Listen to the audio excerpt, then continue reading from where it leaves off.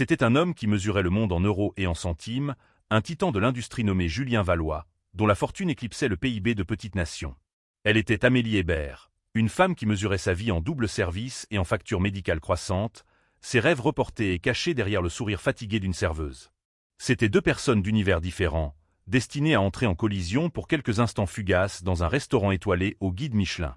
Mais en ces quelques instants, un seul mot venimeux allait déclencher une chaîne d'événements qui prouverait que le vrai pouvoir n'est pas imprimé sur du papier-monnaie, mais codé dans le génie. Il l'a traité d'un culte. Quelques secondes plus tard, la machine qui alimentait son monde entier allait rendre son propre verdict. Refusé. Voici l'histoire de comment le génie caché d'une femme a mis un milliardaire à genoux.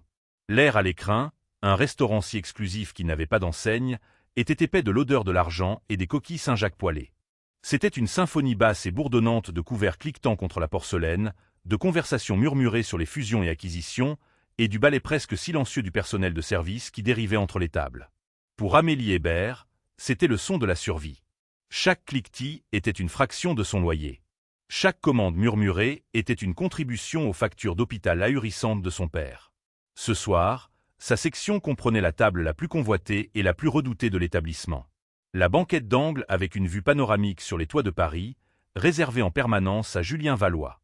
Il n'est pas arrivé avec une entrée discrète, mais avec une force gravitationnelle, sa présence annoncée par le raidissement soudain de l'échine du directeur et les chuchotements étouffés qui suivaient dans son sillage. Valois était un homme ciselé dans l'arrogance et l'ambition. Son costume était une création sur mesure d'un tailleur dont le nom n'était qu'un secret murmuré parmi les ultra-riches, et sa montre, une Patek Philippe Nautilus, valait plus que la voiture qu'Amélie conduisait, l'appartement qu'elle louait et la totalité de sa dette étudiante combinée. Il était flanqué de deux hommes plus jeunes, Marc et David, qui ressemblaient à des clones polis et avides, leur visage un mélange d'admiration et de terreur. Amélie s'approcha de la table avec la grâce exercée d'une professionnelle aguerrie, son carnet de commandes prêt. Son uniforme était immaculé, une robe noire impeccable et un tablier blanc amidonné, un contraste frappant avec l'épuisement qu'elle ressentait au plus profond de ses os. « Bonsoir, monsieur Valois. Messieurs, je m'appelle Amélie, et je m'occuperai de vous ce soir. Puis-je commencer par vous proposer de l'eau? Nous avons une eau minérale plate des Alpes ou une eau pétillante de Norvège. » Julien Valois ne la regarda pas. Il était occupé à faire défiler son téléphone, une lame de verre et de métal qui semblait contenir le monde entier. Sans lever les yeux, il fit un geste dédaigneux de la main. La plus chère, peu importe. Et apportez une bouteille du Pétrus 98. Ne vous donnez pas la peine de me montrer la bouteille. Assurez-vous simplement qu'elle soit décantée correctement. Votre dernière serveuse a failli ruiner un Lafite 05. L'insulte fut lancée avec l'indifférence désinvolte d'un homme qui chassait les domestiques comme des mouches. Marc et David offrirent de faibles rires sycophantes. Le sourire d'Amélie ne vacilla pas, un masque de courtoisie professionnelle qu'elle avait perfectionné au fil des années de servitude. Bien sûr, monsieur, un excellent choix. Elle se retira, ses pas mesurés, sa respiration contrôlée. Intérieurement, un feu familier brûlait. Elle n'était pas seulement une serveuse. Elle était, ou avait été, une étudiante de premier plan en informatique à l'école Polytechnique. Elle avait obtenu une bourse complète, en bonne voie pour obtenir son diplôme avec les félicitations du jury, son esprit un lieu d'algorithmes élégants et de codes magnifiquement complexes. Elle pouvait construire des mondes à partir de rien derrière un clavier. Mais le cœur de son père avait décidé de lâcher, et le monde universitaire avait été remplacé par le monde des entrées et des plats principaux. La bourse ne couvrait pas le coût d'un triple pontage. Elle devait non seulement subvenir à ses propres besoins, mais aussi à ceux de son père, dont l'assurance maladie ne couvrait qu'une fraction des coûts exorbitants. La réalité de sa situation était une encre lourde qui la tirait vers le bas, loin des hauteurs intellectuelles où elle se sentait chez elle. Chaque jour était un exercice d'endurance, une lutte silencieuse menée derrière un sourire de service impeccable. Elle se rappelait les longues nuits passées à la bibliothèque, l'excitation de résoudre un problème de codage particulièrement difficile, le sentiment de possibilités infinies qui s'offraient à elle. Maintenant, ces nuits étaient remplies du bruit des assiettes empilées et du poids écrasant de l'inquiétude. Le contraste était si violent qu'il en était physiquement douloureux. Pourtant, elle refusait de se laisser abattre. L'uniforme de serveuse était une armure temporaire, un déguisement qu'elle portait pour survivre. En dessous, l'architecte de système, la résolveuse de problèmes, la codeuse attendait son heure. Elle ne savait pas quand ni comment, mais elle se jurait chaque jour qu'elle retrouverait son chemin vers ce monde. Le service à la table de Valois était un test pour sa détermination, un rappel brutal de la distance qui la séparait de ses aspirations. Chaque demande méprisante, chaque geste impatient de sa part était une petite piqûre, une tentative de la réduire à sa fonction actuelle. Mais Amélie avait appris à compartimenter. La serveuse souriait et obéissait, mais la femme à l'intérieur observait, analysait et endurait, gardant la flamme de son ambition vivante dans le froid glacial de sa réalité présente. Elle savait que cette nuit n'était qu'une autre épreuve dans une longue série d'épreuves, et elle la surmonterait comme toutes les autres, avec une dignité tranquille et une force intérieure que des hommes comme Julien Valois ne pourraient jamais comprendre ni même soupçonner. Quand elle revint avec le vin, Julien tenait le crachoir, sa voix une déclaration tonitruante de son propre succès. Et donc j'ai dit au conseil d'administration, la disruption ne consiste pas en un changement progressif. Il s'agit de l'annihilation totale de la vieille garde. Notre nouvelle plateforme, Aura, n'est pas seulement un produit. C'est un événement de niveau extinction pour nos concurrents. Il fit une pause pour permettre à Amélie de verser le vin. Il le renifla, le fit tourner dans son verre et en prit une gorgée, son expression étant celle d'un jugement critique intense. « Passable », déclara-t-il, comme s'il accordait un grand honneur. Le repas se déroula comme une vitrine de l'ego de Valois. Il se plaignit que le foie gras était un degré trop chaud. Il renvoya le bar de ligne parce que la purée de fenouil était piétonne. À chaque plainte, il regardait Amélie comme si elle avait personnellement cultivé le fenouil ou poêlé le poisson. Il parlait à ses compagnons, mais s'assurait que ses critiques étaient suffisamment fortes pour qu'elles les entendent, chacune étant une petite coupure. Le moment décisif final arriva avec le menu des desserts. Amélie, tentant de sauver l'expérience avec un enthousiasme sincère, proposa une recommandation.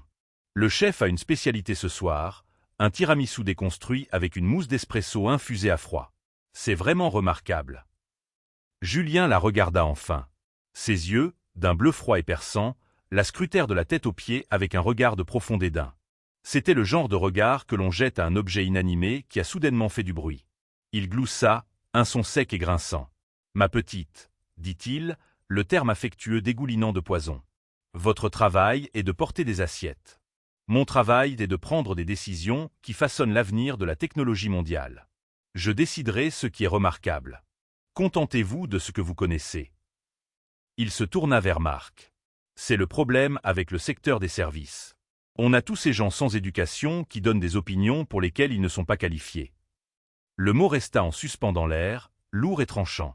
Inculte. Il frappa Amélie avec la force d'un coup physique.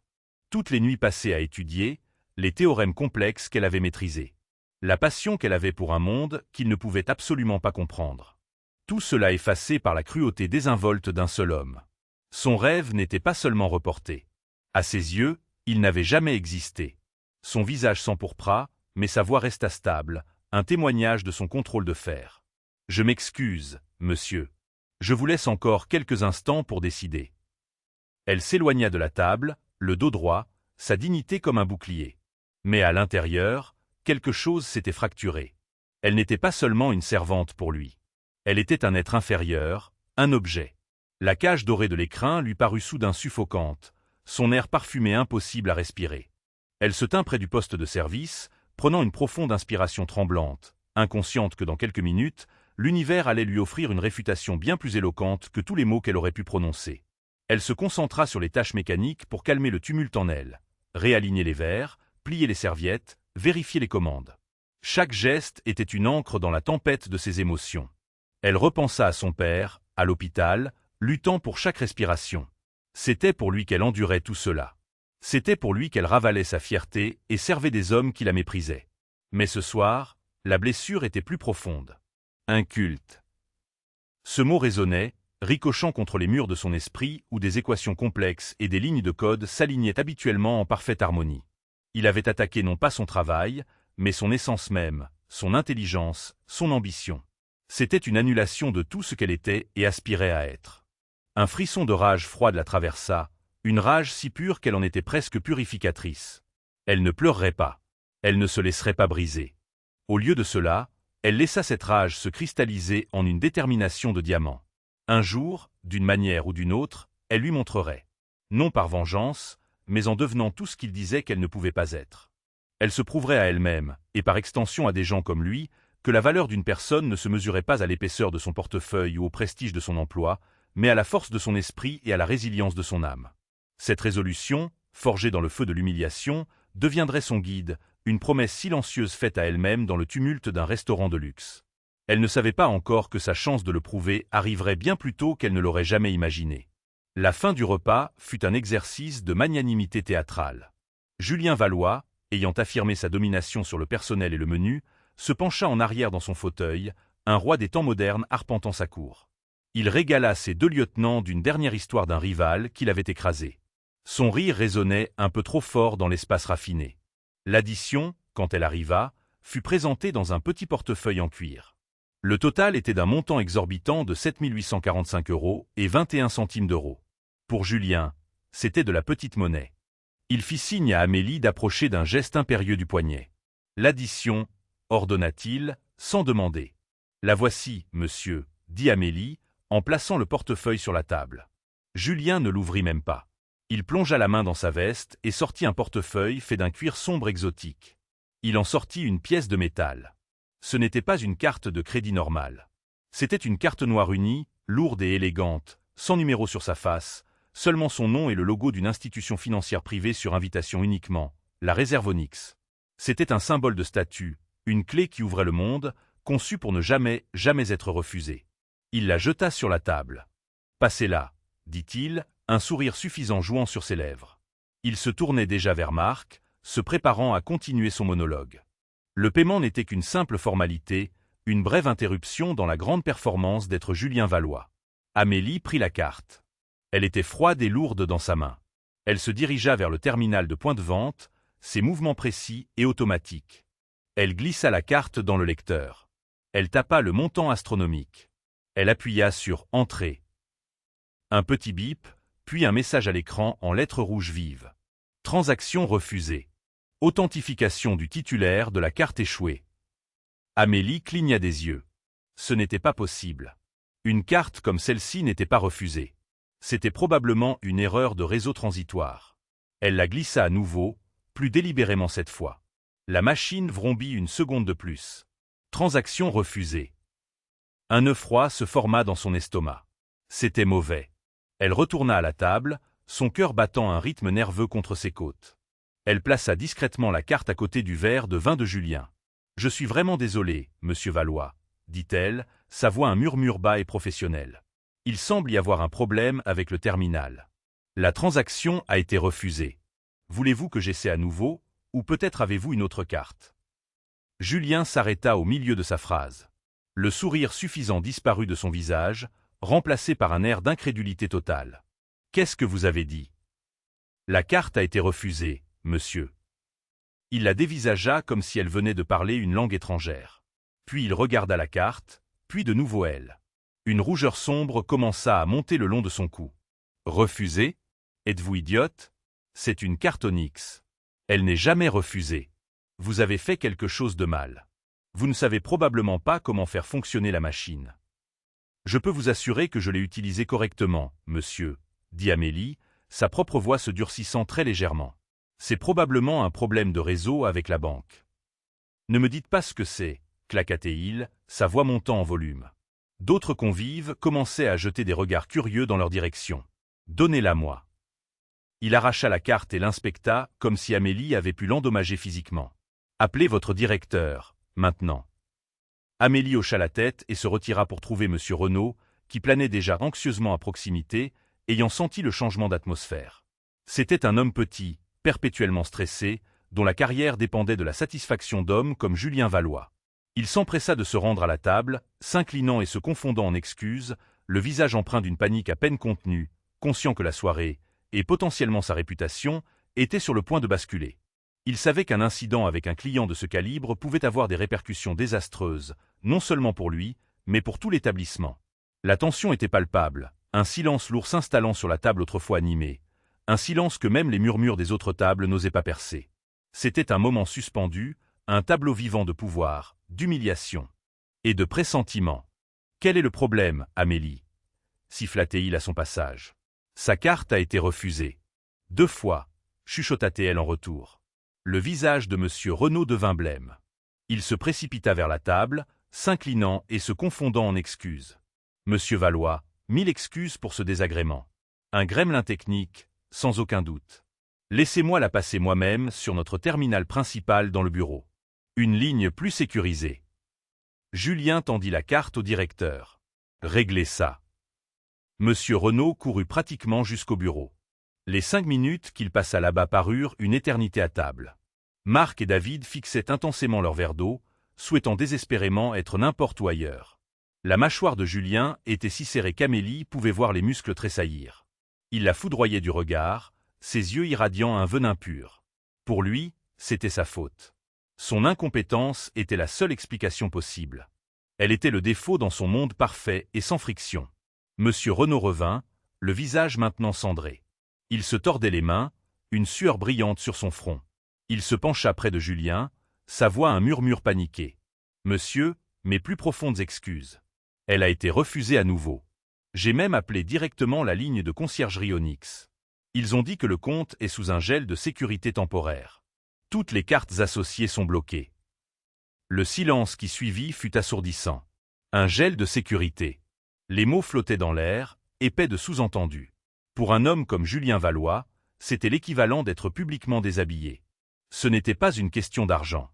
C'était une question de pouvoir. Et son pouvoir venait d'être inexplicablement et publiquement coupé. Son visage passa par une tempête d'émotions, choc, rage, puis une humiliation profonde et brûlante. Il était Julien Valois. Ses actifs n'étaient pas gelés. C'était impossible. C'est un mensonge, siffla-t-il, sa voix basse et dangereuse. C'est un mensonge complet et absolu. Je ne fais que relayer ce qu'ils m'ont dit, monsieur, balbutia monsieur Renaud. La fureur de Julien, ayant besoin d'une cible, se reporta entièrement sur Amélie. C'est à cause d'elle, gronda-t-il en pointant un doigt tremblant. Ça n'arrive jamais. Elle a fait quelque chose. Monsieur, ce n'est pas possible, dit Amélie, sa patience finissant par céder. J'ai juste glissé la carte. Je n'ai pas accès à vos comptes bancaires. Avez-vous un autre moyen de paiement, monsieur Valois ? Demanda timidement monsieur Renaud. Avec un air de dégoût total, Julien sortit un second portefeuille et jeta une autre carte haut de gamme sur la table, une American Express Platinum. Essayez celle-ci, et si elle ne fonctionne pas, j'achète tout ce restaurant juste pour pouvoir vous virer tous personnellement. Monsieur Renaud prit la carte et s'éclipsa à nouveau. Le résultat fut le même.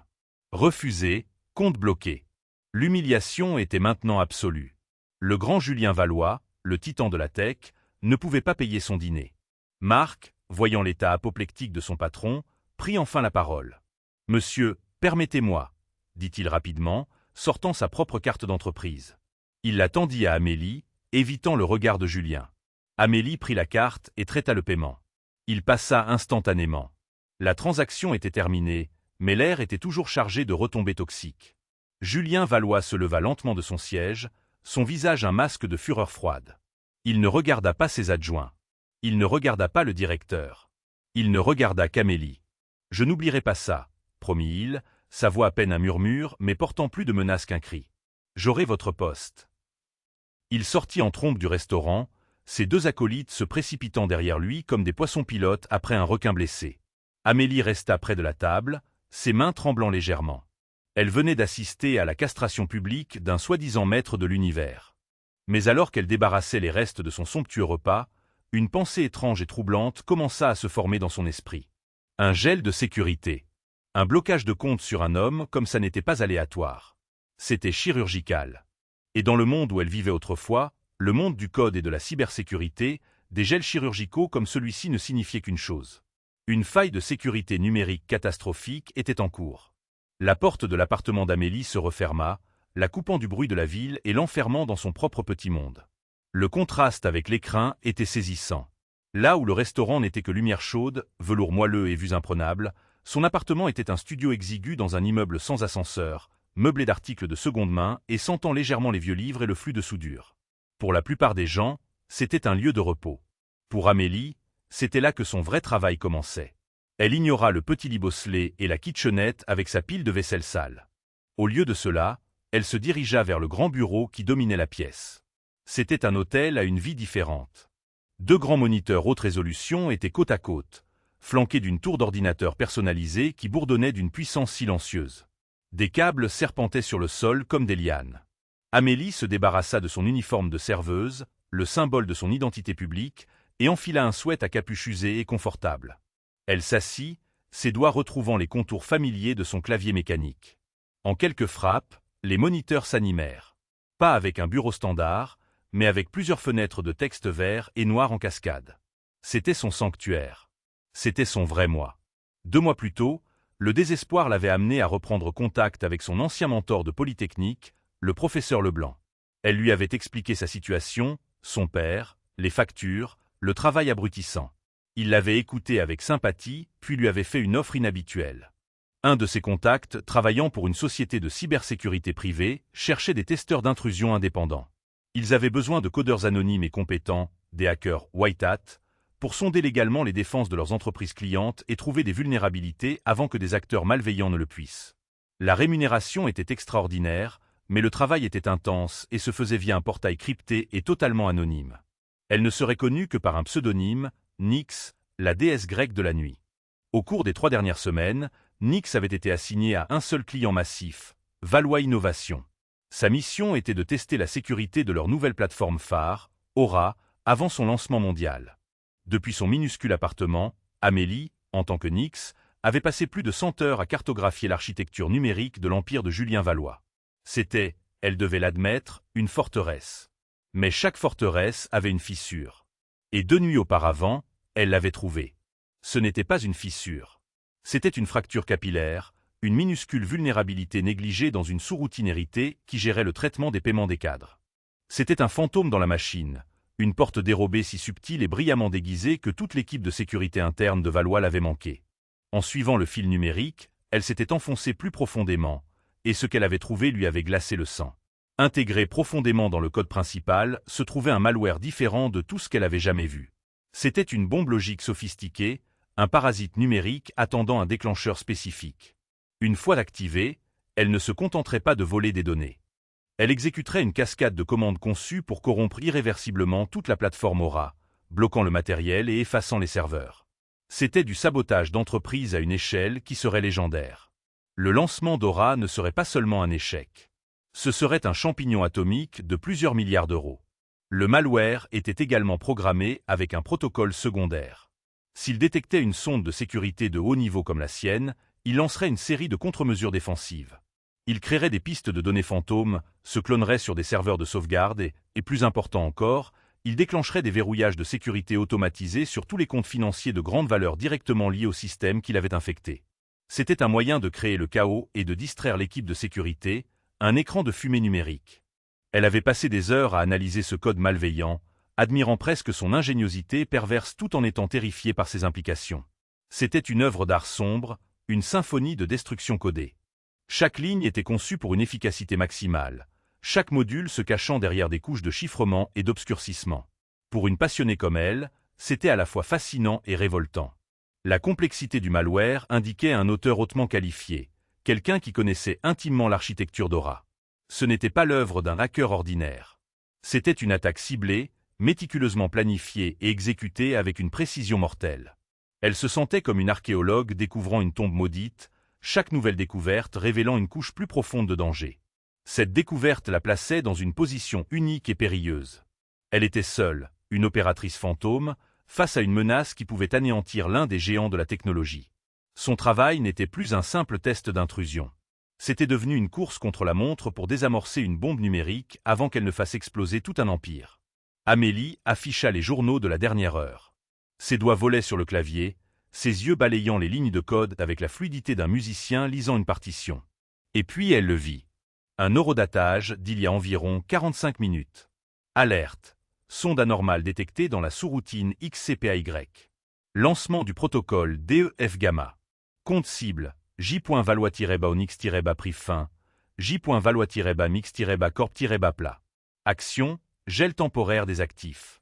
Raison, compromission potentielle. Amélie se renversa dans son fauteuil, une vague de vertige la submergeant. La lueur de l'écran illuminait un regard de compréhension horrifié sur son visage. Ce n'était pas une erreur de réseau. Ce n'était pas une erreur de la banque. Les cartes de Julien Valois avaient été refusées au restaurant à cause d'elle. Son sondage du système, sa découverte du malware, avait déclenché le piège. La bombe logique, pour sa propre défense, avait automatiquement gelé les comptes même liés à l'homme qui possédait l'entreprise. L'humiliation qu'il avait subie ce soir n'était pas une coïncidence cosmique ou le karma. C'était une conséquence directe, bien qu'inintentionnelle, de son propre travail brillant en tant que Nix. L'ironie était stupéfiante, presque nauséabonde. L'homme qu'il avait traité d'inculte, qu'il avait rejeté comme une simplette bonne qu'apportait des assiettes, venait d'être publiquement humilié par un système qu'il possédait, un système qui réagissait à la personne même qu'il avait insultée. Il avait rabaissé le fantôme dans sa propre machine. Un sourire sinistre et sans humour toucha ses lèvres. Pendant un instant, elle ressentit une vague de satisfaction vengeresse. C'était une justice poétique parfaite. Il le méritait. Mais ce sentiment s'évapora rapidement, remplacé par le poids froid et lourd de la situation globale. Il ne s'agissait plus d'une carte de crédit refusée. Il s'agissait d'une bombe logique réglée pour exploser en moins de 72 heures, coïncidant avec le lancement mondial d'Aura. Elle pulvériserait Valois Innovation, mettrait au chômage des milliers d'employés et enverrait des ondes de choc dans l'industrie technologique. Et elle, Amélie Nix Hébert, était la seule personne sur Terre à savoir exactement où se trouvait la bombe et comment la désamorcer. Elle s'apprêtait à rédiger son rapport via le portail crypté, une procédure standard. Mais maintenant, tout avait changé. Le client d'entreprise abstrait avait maintenant un visage, et c'était le visage de l'homme qui l'avait regardé comme si elle n'était rien. Le pouvoir qu'elle détenait était immense, un pouvoir qu'elle n'avait jamais cherché. Elle pouvait le détruire ou le sauver. L'homme qui l'avait licencié par caprice était maintenant, sans le savoir, à sa merci la plus totale. Cette prise de conscience était vertigineuse. Le destin d'un empire de plusieurs milliards d'euros, l'avenir de milliers de familles, reposait sur la décision qu'elle prendrait dans son modeste studio, éclairé par la lueur de ses écrans. Le silence de son appartement semblait s'amplifier, rempli du poids de cette responsabilité monumentale. Chaque tic-tac de l'horloge numérique était un pas de plus vers le déclenchement de la bombe, un pas de plus vers une décision qui allait définir non seulement l'avenir de Julien Valois, mais aussi le sien. Elle n'était plus une simple victime de son arrogance, elle était devenue l'arbitre involontaire de son destin. La question n'était plus de savoir si elle pouvait le sauver, mais si elle le devait. Et si elle le faisait, à quel prix? C'était une question qui allait bien au-delà du code et des algorithmes, une question qui touchait au cœur même de sa morale et de son humanité. Elle ferma les yeux un instant, le monde numérique s'effaçant pour laisser place à la complexité brute de son dilemme. Le 27e étage de la Tour Valois était un royaume de panique contrôlée. Ici, au cœur du centre des opérations de sécurité de Valois Innovation, l'air était froid et la lumière était une lueur bleu-blanc perpétuelle provenant d'un mur de moniteurs affichant des données défilantes, des cartes de réseau et des évaluations de menaces. C'était le domaine de Catherine Moreau, et en ce moment, son domaine était assiégé.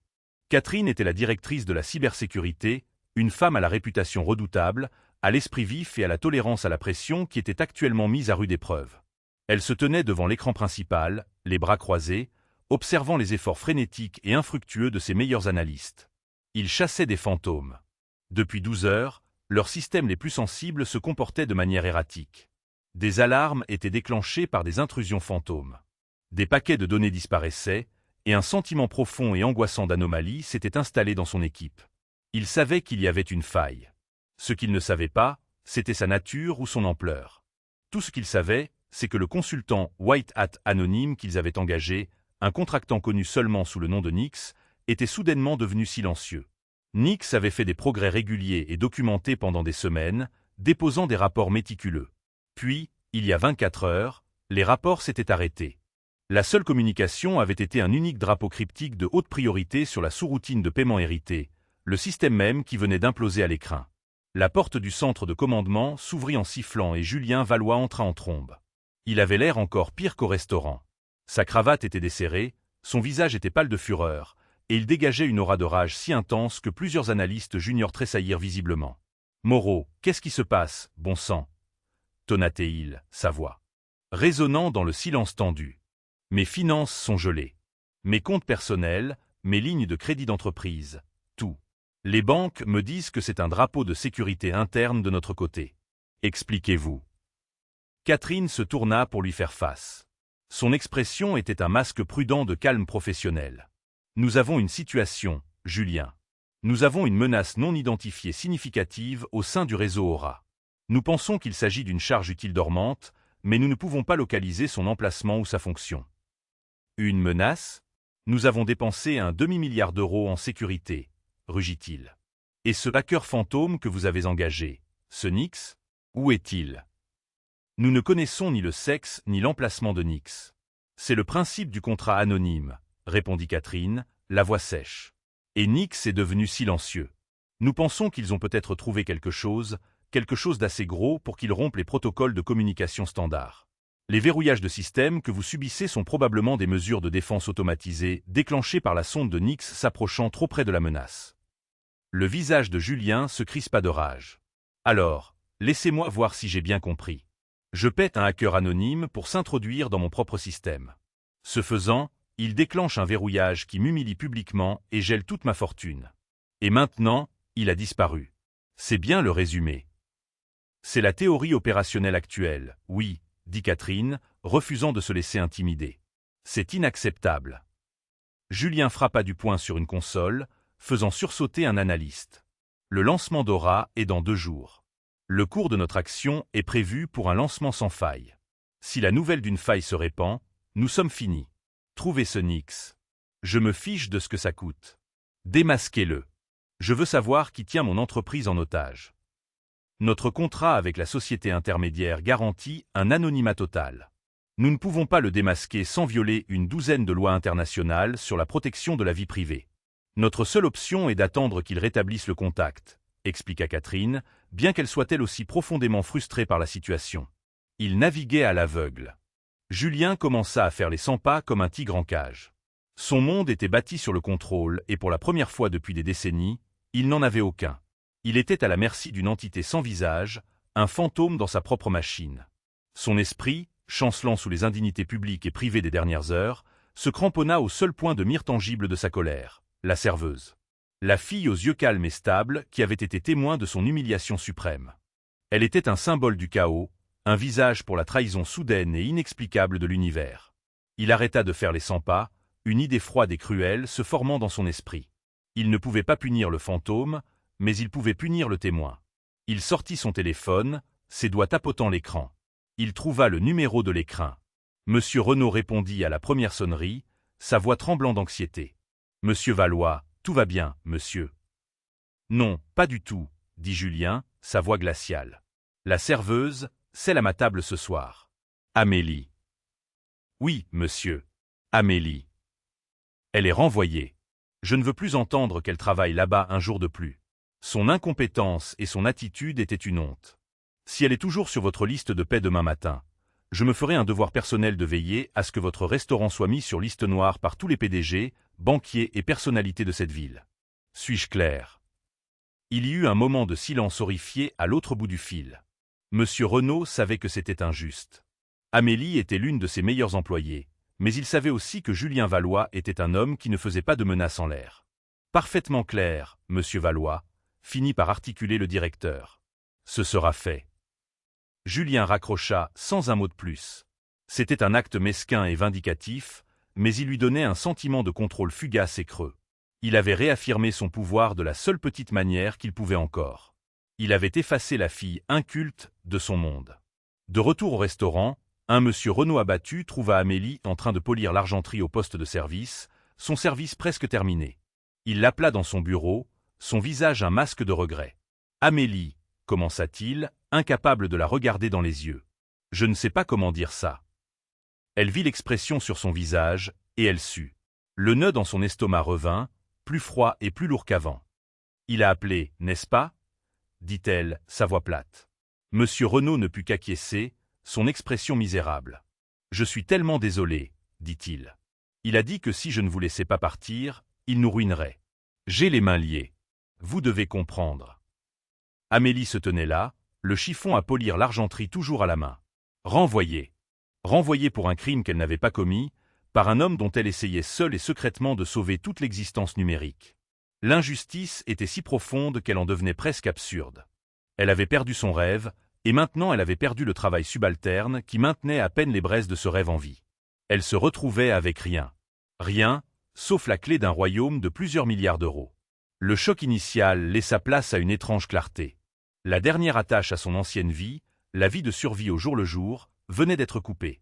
D'une certaine manière, l'acte de cruauté de Valois l'avait libérée. Elle n'avait plus rien à perdre. Elle regarda monsieur Renaud, non pas avec colère, mais avec une sorte de pitié. Il était piégé dans sa propre cage, un homme dont les décisions étaient dictées par la peur. « Je comprends, monsieur Renaud, » dit-elle, et à sa propre surprise, elle le pensait vraiment. « Ce n'est pas votre faute. » Elle posa le chiffon, retira son tablier pour la dernière fois et le plia soigneusement sur le bureau. C'était un geste final, une reddition de son rôle. En quittant le bureau, puis le restaurant, elle sentit un poids se lever de ses épaules. L'air nocturne de la ville lui parut plus frais, plus plein de possibilités qu'auparavant. L'humiliation et la colère étaient toujours là, mais elles étaient maintenant supplantées par un nouveau sentiment, une résolution froide comme l'acier. L'équation venait de changer radicalement. Avant, elle se débattait avec le dilemme moral de sauver l'entreprise de l'homme qui l'avait insultée. Maintenant, elle devait décider quoi faire du destin de l'homme qui venait de lui enlever ses moyens de subsistance. Le combat était devenu personnel, non par choix, mais par la force des circonstances. Elle n'était plus simplement Nix, la consultante anonyme. Elle était Amélie Hébert, la femme qui l'avait renvoyée. Et cette distinction allait tout changer. L'avis de licenciement pesait comme du plomb dans la poche d'Amélie, alors qu'elle rentrait chez elle à travers la ville endormie. L'adrénaline de la nuit s'était dissipée, laissant derrière elle une douleur profonde et creuse. Renvoyée. Le mot était un jugement final, une confirmation de sa place dans le monde de Julien Valois. Elle était jetable. Elle entra dans son appartement et, pendant un long moment, resta simplement dans l'obscurité, la faible lueur de ses écrans d'ordinateur projetant de longues ombres sur les murs. Une vie, la vie d'Amélie Hébert, serveuse, venait d'être éteinte par le caprice d'un milliardaire. Mais l'autre vie, la vie de Nix, tenait le destin de ce même milliardaire dans le creux de sa main. Elle s'affaissa dans son fauteuil, le poids de son choix pesant sur elle. Elle pouvait ne rien faire. Elle pouvait simplement s'en aller. Elle pouvait supprimer les données, couper la connexion et laisser la bombe logique exploser. Elle pouvait regarder depuis les coulisses Valois Innovation s'effondrer en poussière numérique. Ce serait la justice. Ce serait la vengeance pour chaque remarque condescendante, pour chaque cruauté désinvolte, pour l'acte final et brutal de l'avoir fait renvoyer. Ce serait une leçon pour un homme qui croyait que la richesse lui donnait le droit de traiter les autres êtres humains comme de la saleté. La pensée était séduisante, une fantaisie sombre et satisfaisante. Elle imagina son visage, la rage et l'incrédulité se transformant en désespoir alors qu'il regardait son empire, son héritage, toute son identité se vaporiser sous ses yeux. Mais une autre image s'insinua dans son esprit, non pas celle de Julien Valois, mais celle des milliers d'autres personnes qui travaillaient pour lui. Les codeurs, les ingénieurs, les assistants marketing, les agents d'entretien. Des gens comme elle, avec des factures à payer et des familles à soutenir. Leurs moyens de subsistance étaient liés à la survie de l'entreprise. Leur vie serait plongée dans le chaos. Et pourquoi? Pour sa vengeance personnelle? Sa fierté blessée valait-elle la ruine de tant de personnes innocentes? Son regard se posa sur une photo encadrée sur sa petite étagère. C'était elle et son père, prises des années auparavant lors d'une randonnée. C'était un homme qui avait travaillé toute sa vie comme professeur dans une école publique. Un homme qui croyait en l'intégrité par-dessus tout. Faire ce qui est juste est facile quand ça ne te coûte rien, ami, disait-il souvent. Le caractère, c'est ce que tu fais quand ça te coûte tout. Qu'aurait-il dit maintenant? Il lui aurait rappelé que la véritable force ne résidait pas dans la capacité à détruire, mais dans la capacité à construire, même au milieu des ruines. Il lui aurait dit que répondre à la cruauté par la cruauté ne faisait que perpétuer le cycle, la rabaissant au niveau de ceux qu'elle méprisait. Elle pouvait sentir ses paroles, sa sagesse, résonner en elle. Détruire Valois Innovation serait une victoire à la Pirue. Elle pourrait savourer sa vengeance pendant un moment, mais elle devrait vivre avec les conséquences, sachant qu'elle avait causé des difficultés à d'innombrables personnes. Elle deviendrait une version de Valois lui-même, quelqu'un qui plaçait son propre ego au-dessus du bien-être des autres. C'était un chemin qu'elle ne pouvait pas emprunter. La décision commençait à se cristalliser, non pas à partir d'un désir de sauver Julien Valois, mais d'un refus de devenir comme lui. Sa morale, l'héritage de l'éducation de son père, était plus forte que son désir de vengeance. Elle devait agir, non pour lui, mais pour elle-même, pour préserver la personne qu'elle voulait être. Ce n'était plus une question de vengeance ou de pardon. C'était une question d'intégrité. Et cette prise de conscience, bien que lourde, lui apporta une étrange paix. Elle savait ce qu'elle devait faire. Déchirée, elle fit la seule chose à laquelle elle pouvait penser. Elle lança un appel crypté sécurisé au professeur Leblanc. Il répondit immédiatement, sa voix chaude mais inquiète. Elle l'avait déjà alerté de la gravité de la faille. Mais maintenant, elle lui raconta tout le reste, le dîner, l'insulte, la carte refusée, le licenciement. Elle lui exposa toute l'histoire surréaliste. Il écouta patiemment, sans interruption. Quand elle eut terminé, le silence au bout du fil était profond. « Amélie, dit-il finalement, sa voix lourde d'empathie. Ce qu'il t'a fait est inexcusable. C'est un abus de pouvoir flagrant, et chacun de mes instincts crie pour que tu le laisses récolter ce qu'il a semé. » Il fit une pause. « Mais toi et moi savons que ce n'est pas qui tu es. Tu es une bâtisseuse, pas une destructrice. Ton talent, ta nature même, est de résoudre des problèmes, de créer de l'ordre à partir du chaos, pas l'inverse. » Il m'a traité d'inculte, professeur, chuchota-t-elle, les mots encore cuisants. Il m'a renvoyé parce que son propre système de sécurité, que j'essaie de réparer, l'a bloqué. Je sais, dit doucement Leblanc. L'ironie est presque biblique. Mais cette décision ne le concerne plus. Elle te concerne, toi. Elle concerne le genre de personne que tu veux être. Laisses-tu sa toxicité t'empoisonner? Ou t'élèves-tu au-dessus et agis-tu avec l'intégrité que je sais que tu possèdes? Il ne s'agit pas seulement de code, Amélie. Il s'agit du tien. Ces mots firent mouche. Il avait raison. Laisser l'entreprise de Valois brûler par dépit serait devenir comme lui, quelqu'un qui laissait son propre ego causer des dommages collatéraux à d'innombrables autres. Ce serait une trahison de tout ce que son père lui avait enseigné, de tout ce que le professeur Leblanc avait vu en elle. Sa détermination se durcit. Elle sauverait l'entreprise, mais elle ne le ferait pas depuis l'ombre. Elle ne serait plus le fantôme anonyme et jetable. Si elle devait sauver Julien Valois de lui-même, il allait la regarder dans les yeux quand elle le ferait. Il allait savoir, sans l'ombre d'un doute, qui le sauvait. Elle termina l'appel avec le professeur et se retourna vers son clavier. Ses doigts, qui tremblaient de colère et d'indécision quelques instants auparavant, étaient maintenant fermes et déterminés. Elle n'allait pas soumettre un rapport via le portail anonyme. Elle en avait fini d'être Nix. Elle commença à taper, l'esprit clair et concentré. Elle ouvrit un canal de communication crypté direct, contournant la société intermédiaire et ciblant la seule personne qui comprendrait la gravité technique de la situation. Catherine Moreau, directrice de la cybersécurité, Valois Innovation. Le message était bref et direct. A. C. Moreau, dire. Cybersec. Valois Innov. 2. Nix. Sujet. Vulnérabilité catastrophique AERA. J'ai localisé la charge utile. C'est une bombe logique polymorphe intégrée au noyau du système d'exploitation, Aura, déguisée en algorithme de compression de données. Elle est programmée pour se déclencher au lancement, à 9h PST dans 48 heures. Elle provoquera une défaillance totale du système. Vos analyses internes ne peuvent pas la trouver. Je le peux. Je peux la désarmer, mais je ne le ferai pas à distance. Mes services en tant que contractante anonyme sont par la présente résiliés. Je livrerai la solution en personne. Mes conditions ne sont pas négociables. 1. Une réunion privée avec vous et le PDG Julien Valois. Personne d'autre. 2. Un accès administratif complet et sans restriction au code source d'Aura. 3. Mon identité sera révélée lors de la réunion. Vous avez 1 heure pour répondre avec 1 heure et un lieu. Passé ce délai, cette offre est annulée. Le destin de votre entreprise est entre vos mains. Elle appuya sur « Envoyer ». Le message fusa à travers l'éther numérique, une déclaration de guerre contre les préjugés d'un homme et un ultimatum qui forcerait un roi à s'agenouiller devant le fantôme qu'il n'avait jamais su exister. C'était l'acte le plus audacieux de sa vie, un saut dans l'inconnu alimenté par un mélange de justice, d'intégrité et une dose calculée de défi. Elle avait cessé de jouer selon les règles d'un jeu truqué. Elle écrivait maintenant ses propres règles. Catherine Moreau vit le message apparaître sur son terminal privé. Il avait contourné tous les canaux standards, un fantôme se glissant à travers les mailles de son réseau sécurisé, un exploit qui était en soi une démonstration de compétence terrifiante. La ligne d'objet lui glaça le sang. Elle lut le message 1 fois, puis 2 fois, son esprit tournant à plein régime. Bombe logique polymorphe déguisée en algorithme de compression. C'était brillant. C'était diabolique. C'était exactement le genre de menace élégante et horrible qui passerait à travers toutes les défenses de son équipe. Nix n'était pas seulement un hacker white hat. Nix était un virtuose. Le message n'était pas une menace. C'était une bouée de sauvetage.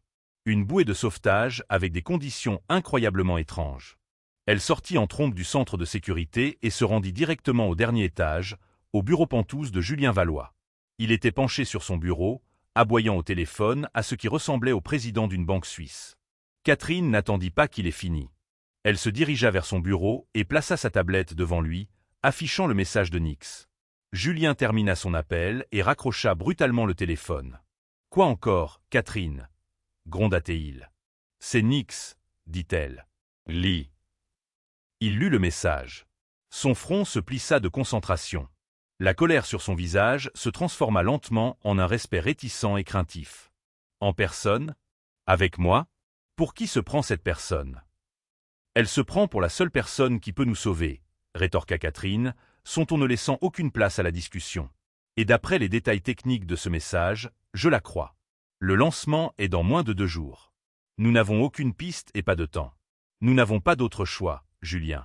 Nous acceptons ces conditions. Julien fixa le message, la mâchoire serrée. Être acculé était une sensation étrangère et profondément désagréable. Lui, le maître manipulateur, était manipulé. Mais l'alternative, l'annihilation complète de l'œuvre de sa vie, était impensable. Très bien, lâcha-t-il. Organisez ça. La salle de conférence principale dans 1 heure. Dites-le lui. Catherine envoya la réponse cryptée. Accepté. Salle de conférence principale. Tour Valois. Dans 1 heure. L'heure qui suivit fut la plus longue de la vie de Julien Valois. Lui et Catherine étaient assis dans l'immense salle de conférence du 50e étage, un espace stérile de verre et d'acier surplombant la ville. Le silence était épais de tension. Julien imaginait qui pouvait être ce Nix.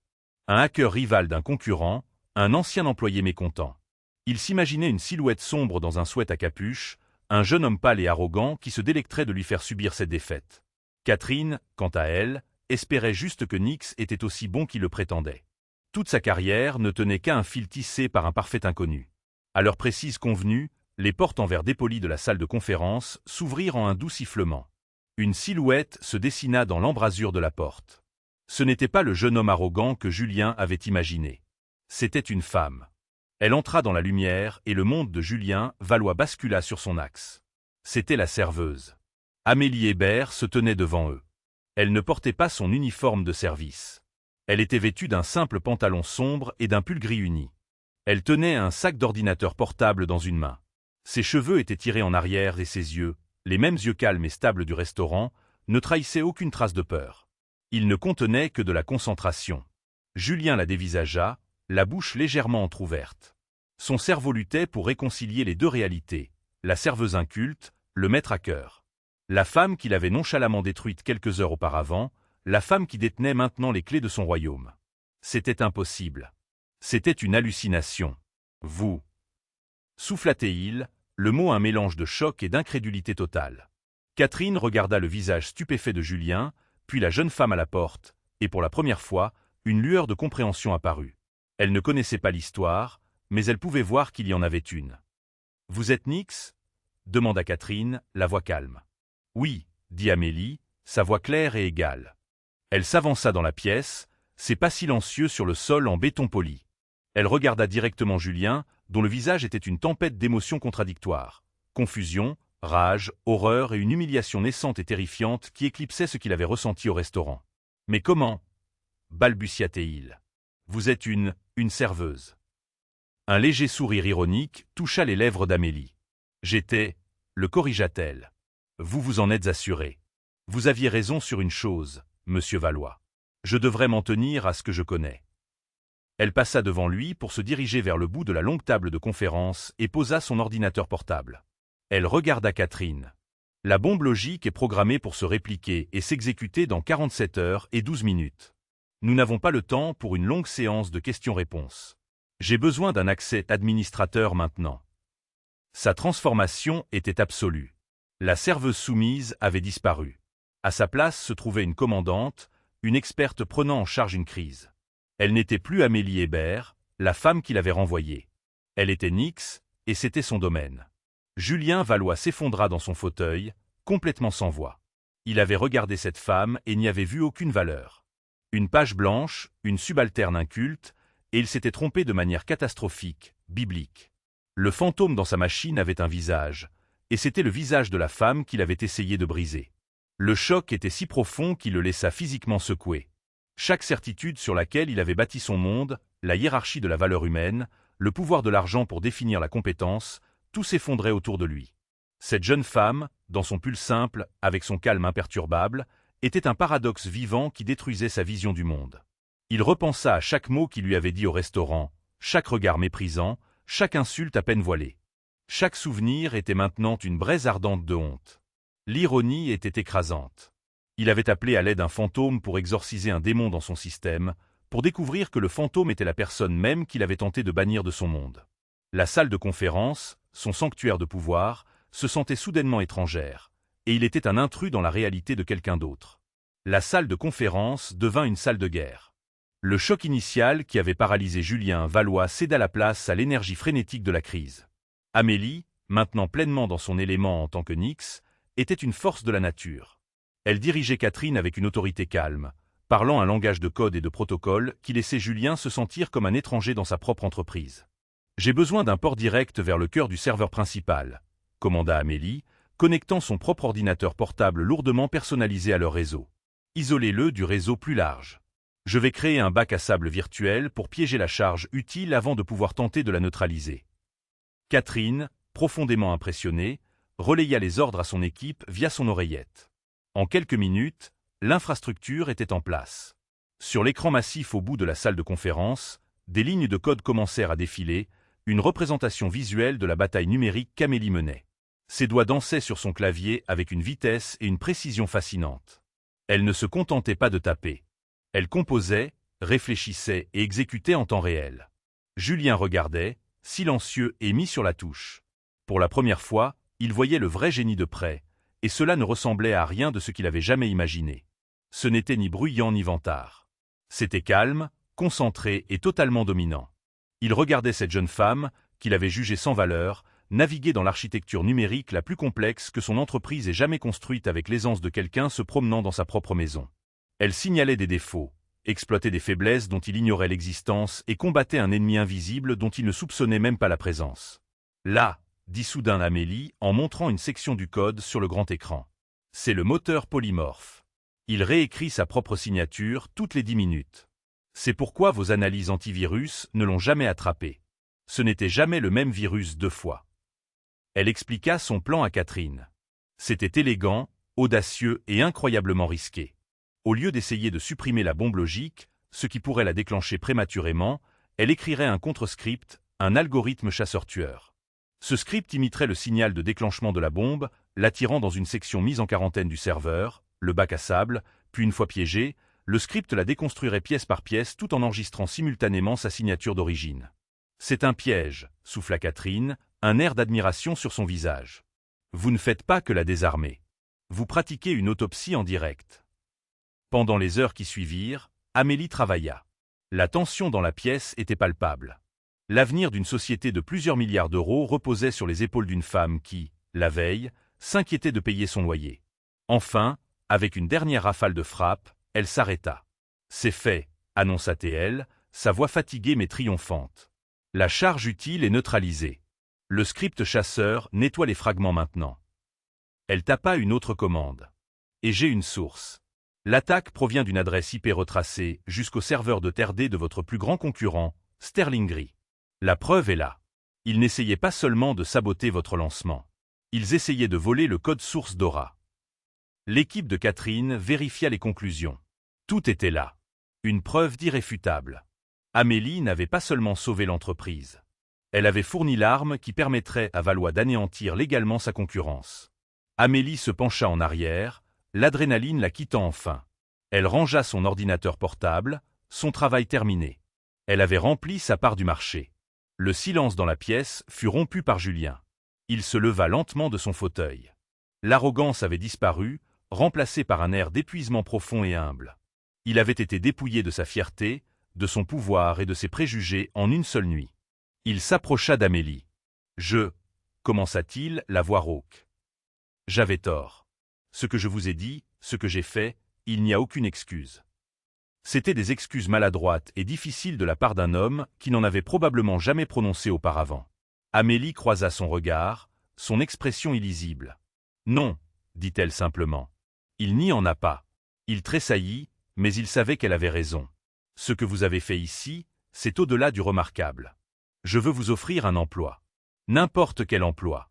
Donnez votre prix, » dit Julien, sa voix empreinte d'une sincérité inhabituelle. C'était sa façon de résoudre les problèmes, avec de l'argent et des postes, la seule langue qu'il comprenait vraiment. Mais il était sur le point d'apprendre que le monde d'Amélie fonctionnait selon des règles différentes. Amélie le regarda, et pour la première fois, elle ne vit pas un titan, mais un homme imparfait, brisé. Elle avait le pouvoir maintenant. Elle pouvait exiger une somme qui changerait sa vie et disparaître, retournant à ses études, laissant ce monde derrière elle. Mais elle avait appris quelque chose d'important au cours des dernières 24 heures. Le pouvoir n'était pas seulement une arme, c'était un outil. Et elle avait une chance unique de l'utiliser pour construire quelque chose de durable. « Je ne veux pas d'un emploi », dit-elle, sa voix calme mais ferme. Le visage de Julien s'affaissa. Il avait supposé que l'argent et le statut étaient la réponse universelle. « Je veux une nouvelle division », continua-t-elle, sa voix gagnant en force à chaque mot. Une division indépendante de cybersécurité et d'analyse des menaces. J'en serai la directrice. Je rendrai compte directement au conseil d'administration, pas à vous. Mon équipe aura une autonomie complète et un droit de veto sur tout lancement de produits qui ne respectent pas nos normes de sécurité. Elle fit une pause, laissant le poids de ses mots s'installer. Elle ne demandait pas un rôle, elle redessinait la structure du pouvoir de l'entreprise.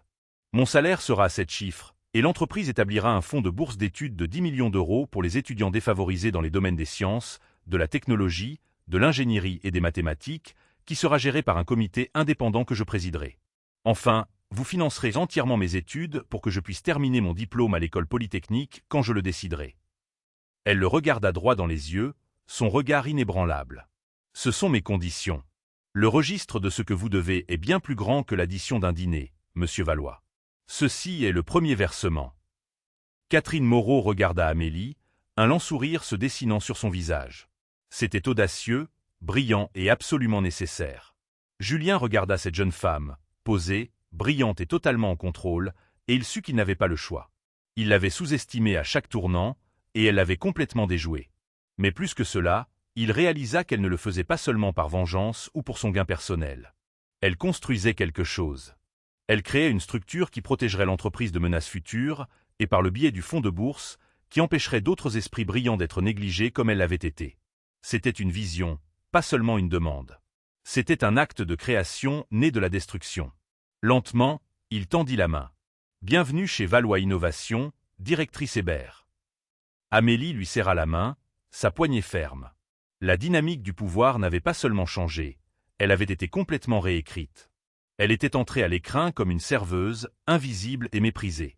Elle sortit de la tour Valois comme l'une de ses cadres les plus puissantes, l'architecte de son propre destin, laissant dans son sillage un milliardaire humilié, changé à jamais par la femme inculte qui avait sauvé son monde. Il ne s'agissait pas seulement pour Amélie d'obtenir un poste, il s'agissait de s'assurer que personne d'autre n'aurait à endurer ce qu'elle avait vécu et que le talent, peu importe d'où il venait, serait reconnu et nourri. Elle n'avait pas seulement gagné une bataille pour elle-même, elle avait commencé une petite révolution. L'histoire d'Amélie Hébert et de Julien Valois est un rappel puissant qu'il ne faut jamais juger un livre à sa couverture. Dans un monde qui mesure si souvent la valeur d'une personne à son titre de poste ou à son compte en banque, nous oublions que le génie, la résilience et la force se trouvent dans les endroits les plus inattendus. Le parcours d'Amélie, d'humble serveuse à titan de la tech, n'était pas seulement une question de vengeance. Il s'agissait de récupérer son propre récit et de prouver que la vraie valeur réside dans le caractère, la compétence et l'intégrité, des qualités qu'aucune somme d'argent ne peut acheter. C'est un témoignage de l'idée que parfois, les personnes que nous rejetons le plus facilement sont celles qui détiennent le pouvoir de changer notre monde. Si cette histoire a résonné en vous, veuillez cliquer sur le bouton « J'aime » et la partager avec quelqu'un qui a besoin de l'entendre. N'oubliez pas de vous abonner et d'activer les notifications pour ne pas manquer notre prochain drame de la vie réelle. Qu'avez-vous pensé des actions de Julien? Faites-le nous savoir dans les commentaires ci-dessous.